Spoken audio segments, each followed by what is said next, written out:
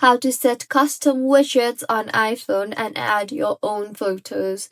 Hello everyone, I am Bishaka and welcome to our channel. Now let's get right into the tutorial. Firstly, on your home screen, tap hold on your home screen and you will see the edit option on the top left of your screen. Tap on that and then go ahead and tap on the add widget option there, and now you will be able to see all the widget that iOS has to offer.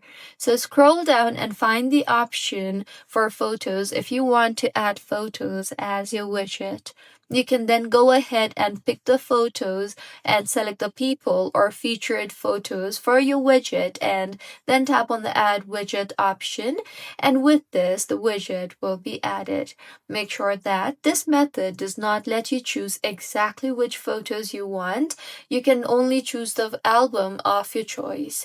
So this is how you can add custom widget on iPhone. If you find this tutorial helpful, please like the video and do comment if you have any queries.